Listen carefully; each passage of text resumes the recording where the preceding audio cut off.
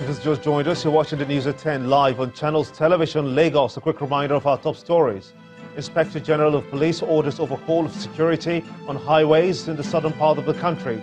Vows to ensure killers of Funke Olakunrin, daughter of Afenifere leader Pa Ruben Fashoranti, are apprehended.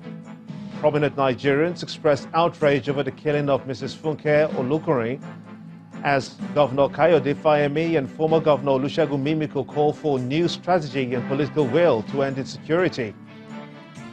Embattled senator representing Adamawa North blows hot to security situation. Gunmen attack his home, kill uncle and abduct his stepmother. Suicide bomb attacks in hotel in southern Somalia kills at least 26 people, including a prominent journalist and several foreigners.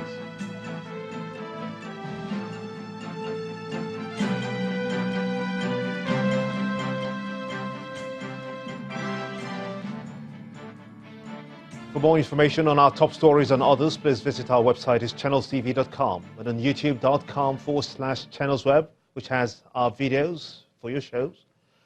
Subscribe and watch Channels Television's live stream on YouTube and other social media platforms using your mobile device browser, or download the Channels TV app for Android and iOS devices from their respective stores. Besides giving you access to news and updates on the go, the Channels TV and Channels 24 app have an eyewitness feature that you can use to share those pictures, videos, the news of happenings around you. Just install the app, then tap and swipe to reveal the menu and follow the instructions. The president is promising that Nigeria and its allied countries will not relent in the fight against terrorism until the scourge is defeated in the West African sub-region. President Muhammadu Buhari gave the assurance at the graduation ceremony of Senior Course 41 of the Armed Forces Command and Staff College, Jaji, in Kaduna State, where he also asked senior military officers to adequately equip themselves with the requisite skills in line with the contemporary and emerging security challenges confronting the country. The president also commends the armed forces for their resilience in curtailing terrorism in Nigeria, adding that his administration will continue to give support to the welfare of officers and men of the armed forces.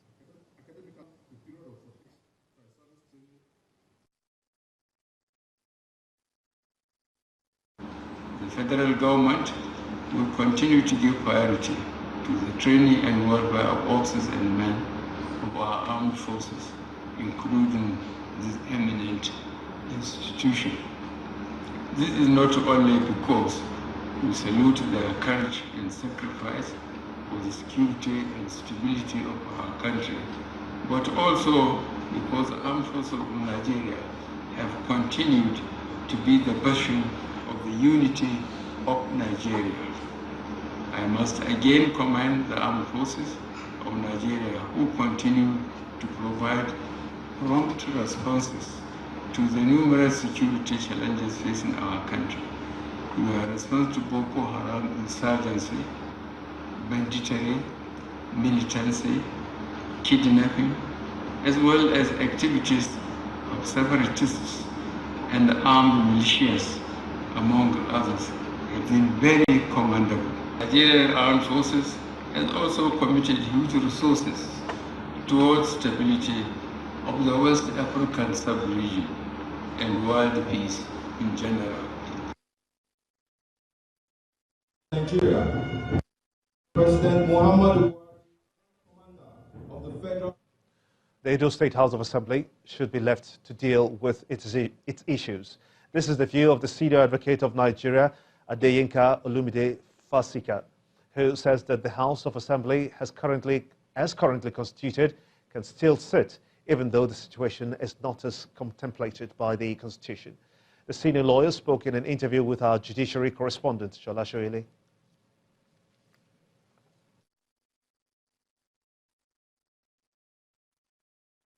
Has been elected. What they can do is to now, as members, perform their own role. Okay. If they feel the person sworn in that came in through using 9 members instead of 20 or whatever, if they feel it's not, yes, then the speaker must have the confidence of majority of the members of the assembly. But it's not by refusing to present yourself for swearing in and participating that you will get him removed. They are wasting their time. They must present themselves for swearing in. After they've been sworn in, then they can participate. When a meeting is called, they can exercise their majority. If they say they are in the majority, they can exercise their majority right to say, we don't have confidence in this speaker. We are electing someone else. He may have come to office with the support of 9. He will certainly need to win the confidence of more than the 9 to remain in office. But as to whether he was duly or validly elected, the Constitution says yes.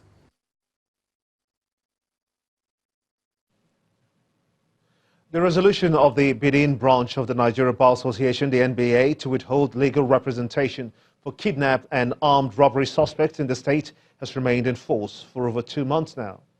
But not everyone is convinced that the decision has had direct impact in tackling the crime. This next report by correspondent Jessica Olugbusere examines the issue and the views expressed on it. Lawyers under the Benin branch of the Nigerian Bar Association, NBA, eagerly go about their businesses. But there is one area they've kept from touching for a little over 2 months now, following the body's resolution: legal representation of kidnapped and armed robbery suspects. We meet every month, and every month we review the communique. And for now, the generality of lawyers in Benin are comfortable with the communique, with the ban on it, and public as well are comfortable with it.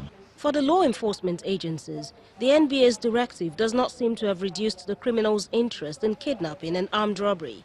Through synergy with other security agents, within the period of 2 months, the command has made a modest achievement in reducing crime and criminality. So far, we recorded about 225 cases, and out of this, we arrested a total number of 325 suspects.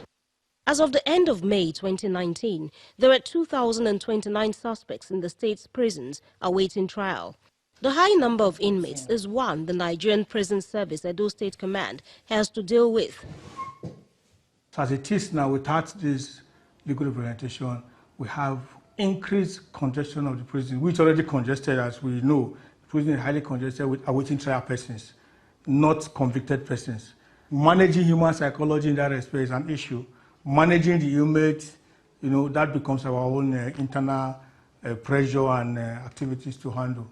The Legal Aid Council has the responsibility of providing free legal services for indigent accused persons.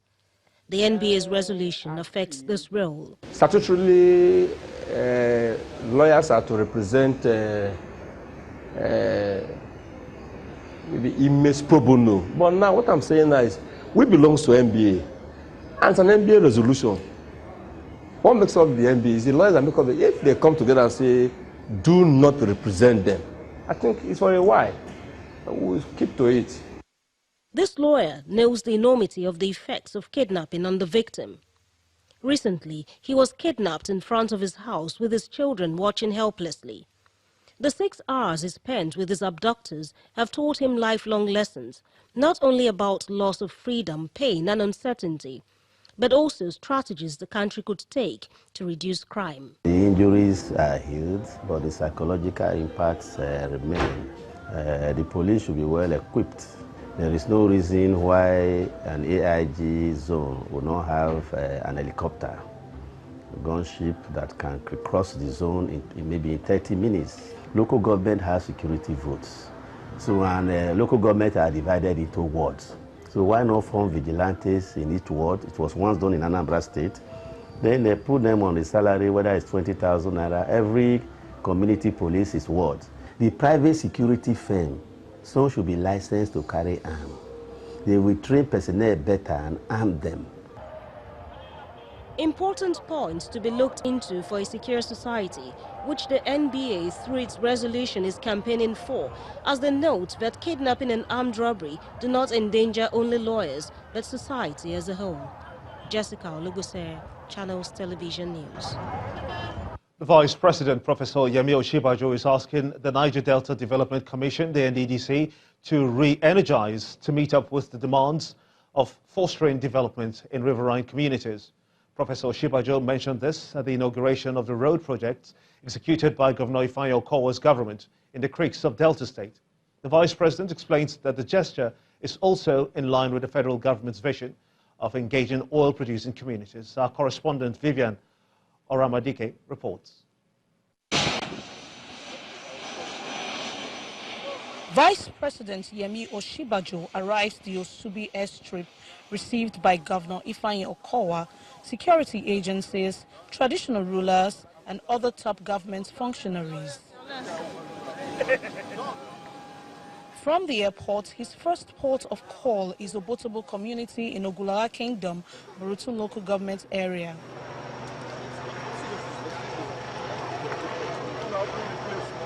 Straight to the palace of the traditional ruler, where he expresses concern over the activities of the NDDC and the need to embark on projects that will directly benefit the people in the riverine communities. I think that we have an opportunity here to engage properly with the Ogulawa Kingdom and to find ways by which we can ensure that development comes here as well. The NDDC is really the vehicle for oil-producing communities. In many respects, it has not met that expectation, and I think that it is time that we rethink the way that it does its work so that it contributes more effectively. Next is the commissioning of this 20.29-kilometer road constructed right beside the Atlantic Ocean. To officially commission the Okerenkoko Township roads for the benefit of the people of this community, of Delta State, and to the glory of God. We also have roads going into the various towns. It's a total of 20.9 kilometers. And we're truly very glad that we've been able to achieve this road. The primary road at Okerenkoko in Warri South local government area of the state is next on the lineup of projects to be commissioned. It gets a rousing welcome from the people.